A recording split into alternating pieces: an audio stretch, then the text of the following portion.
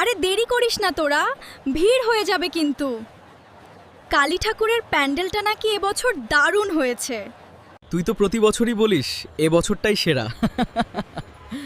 তবে চল, আমিও দেখতে চাই কি এমন স্পেশাল।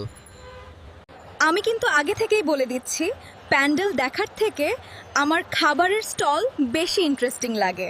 ঠিক বলেছিস তৃষা, ফুচকা, ঘুগনি, জিলিপি সব ট্রাই করব আজ।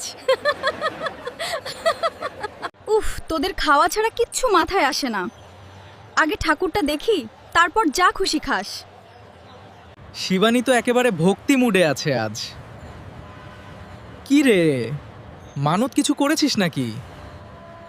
আরে না রে, তবে কালী পুজোর আলাদা একটা ফিল আছে, সেটা তো মানতেই হবে।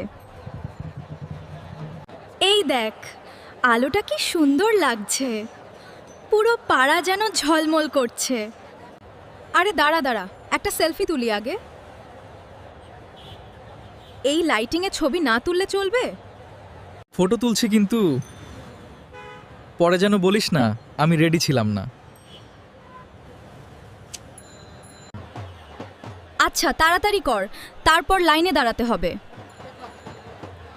লাইনে দাঁড়ানোর সময়ও আমরা প্ল্যান করব কোন স্টলে আগে খেতে যাব। লতা,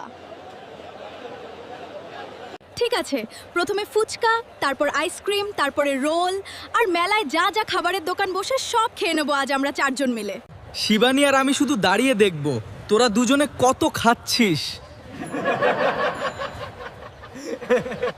আরে না, আজ সবাই সব খাবো। কালী ঠাকুর দেখতে বেরিয়ে শুধু ঠাকুর দেখা নয়, আনন্দটাই আসলো। আসছে বছর আবার আসতে হবে ঠাকুর দেখতে। ভিডিওটি ভালো লাগলে লাইক দিন, আরও এমন ভিডিও পেতে এখনই চ্যানেলটি সাবস্ক্রাইব করুন। নতুন নতুন আপডেট পেতে বেল আইকন চাপতে ভুলবেন না। ধন্যবাদ সবাইকে।